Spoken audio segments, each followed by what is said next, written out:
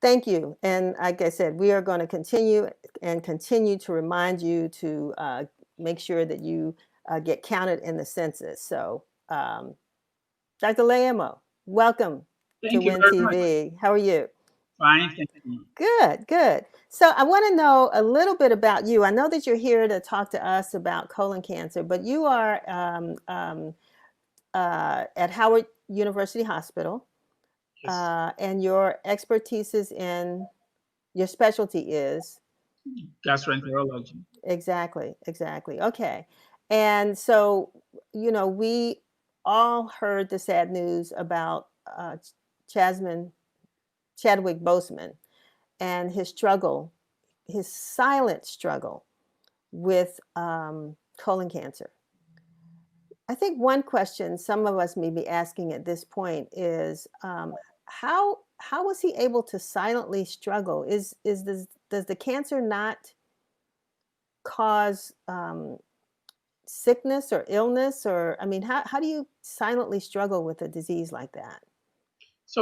Thank you very much for the invitation and the opportunity to actually speak to the larger audience about this disease. Colon cancer, as we know, is a very common cancer. I prefer to actually refer to it as an equal opportunity killer when it comes to cancer. Because unlike the ones that we hear a lot about, like, prostate, breast, lung cancer and colon cancer are equal opportunity. They don't discriminate whether you're a man or a woman. The problem with colon cancer is that it can start without the person being aware of it. And so it becomes a challenge in that regard. However, given the science, the little that we know for now, there's still a lot we don't know. But what we already know is that this is a cancer that has the potential of being prevented or being caught early when treatment can still be effective. And that's why there's recommendation to screen for the disease. Typically, we screen when people are getting older.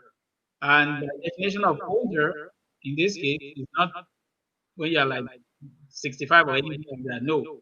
Definition of older when it comes to colon cancer screening is from 50 years um, up till when somebody turns 75. There's no controversy about all those people being screened. There are some recommendations that says African Americans should be screened earlier. Some will say at age 40, some will say at 45. But nobody doubts, nobody questions screening everybody, whether you are black, white, it doesn't matter when you are 50 years and older. However, what we are recognizing recently is that many young people are actually developing colon cancer now. And this can be difficult to pick, except the fact that cancer tends to run in families, which makes it imperative that everybody should discuss with their family members. If there's any cancer in the family members need to be aware. And because this will impact their screening pattern, because you want to screen 10 years earlier than the index person that developed colon cancer in that family. So this is really important. This is really important. In the case of Chadwick Boseman, for example, it's a very, very sad loss. But everybody in the family, given that he developed colon cancer, he died when he was 43, having battled it for about 4 years, which would mean he must have had colon cancer when he was like 39. Anybody in the family, first degree relative, should be screened 10 years earlier than that, which means by the time first degree relatives of his are like 29, they should be screened with colonoscopy. So this also tells us why some people may not wait. They can't afford to wait till they turn 45 or they turn 50 before they get screened. It all starts with talking with your family members. And so it is imperative. The first thing to do is to talk with your family members, then talk to your doctor, depending on the risk factors that you have in your family. If people have colon cancer, then it's important, or they have big polyps in your family, then you may want to be screened earlier. Then come up with a plan in terms of what your screening is going to be. Colonoscopy, in which you drink the laxative and then the doctor will use a video camera to look in the colon. This is the preferred method But we do recognize that sometimes people may not be able to take off work or may have other logistic challenges that may make this difficult for them to do. In that case, then they may get yearly fecal test, yearly stool test.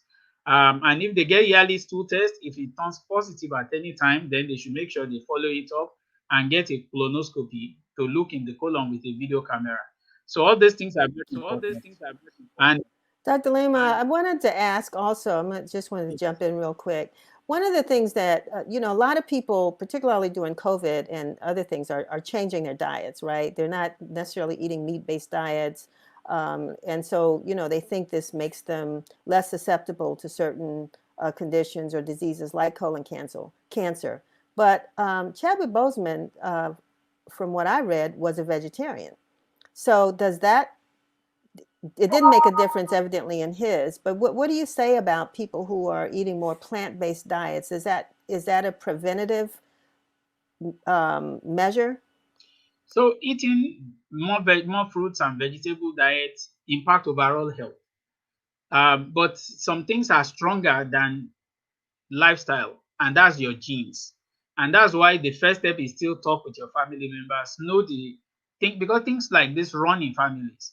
And you eating, vegetarian diet may not change that because if it is in your genes, you are more susceptible.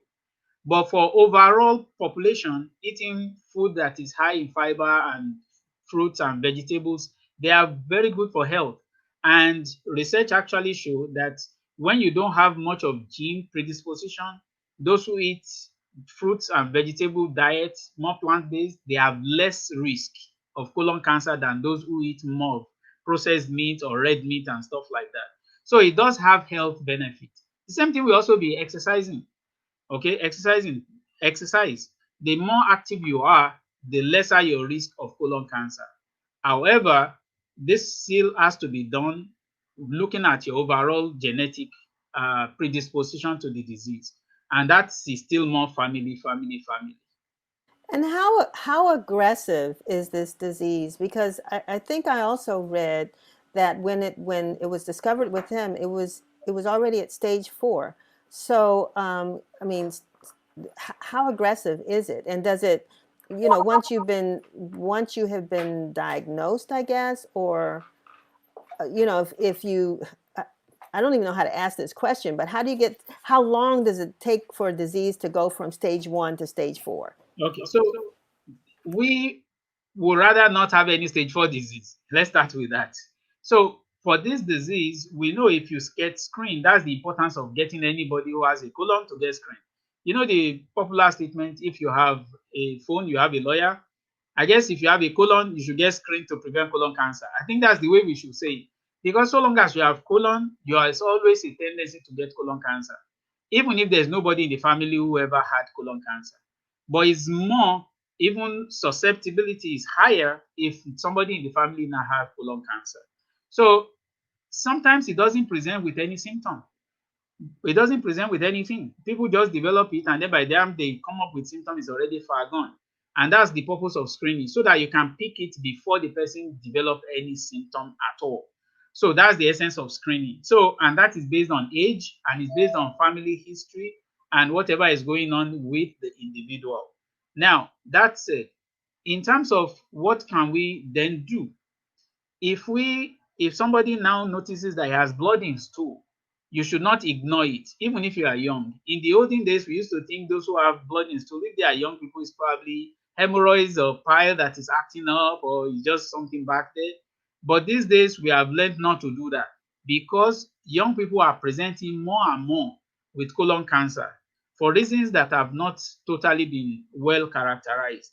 So, but what we know is if you notice, you know your body better than anybody else. If you notice you are losing weight that you cannot account for, your bowel pattern is changing without you being able to explain why, or you are seeing blood in your stool, do not sit on it. Okay? Because we don't want any colon left behind. Okay? And I mean that figuratively and realistically as well. I'm about to say these references, I mean, you have to. I'm clinging to every word. So we don't want to leave any colon behind. So Right, we right. have to be proactive in terms of taking good care of our health. Um, Dr. Laiyemo, I really, really, really appreciate this information. Well, do you have any recommendations on, I mean, just websites or where people can go to get more information if they want it?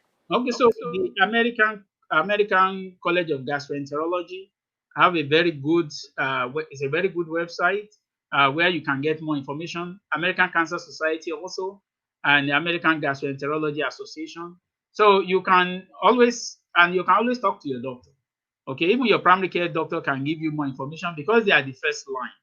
They are the ones that will look at you, look at your family history and all that, and be able to give you some options in terms of what is available based on what they know. But more importantly, and this one I can't overemphasize it, talk with your family members. Okay, if you and Uncle Joe, you are not on the same page, for the purpose of getting information about him, go and say you are sorry.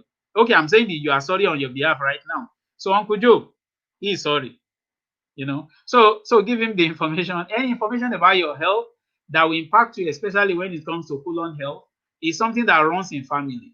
So we shouldn't be fighting our family members at all. But if you do, just on behalf of everybody who has any family problem, I hereby give a heartfelt apology. But please share the information with your family members if you have any problem with your colon, so that they can be better prepared and take good care of their own health as well. Well, I appreciate not only the medical advice, but the family therapy advice as well. This is fantastic. You come with two solutions to problems that we really should follow, and that is to become closer to our families and talk to them and share medical conditions. So, Dr. Laiyemo, thank you so much for being with us, and we hope we don't have to talk to you again about another loss, but we do want to make sure we bring the information to our viewers. So. Thank you for Have a listening. wonderful day. Thank you. Thank you. Where do you come to get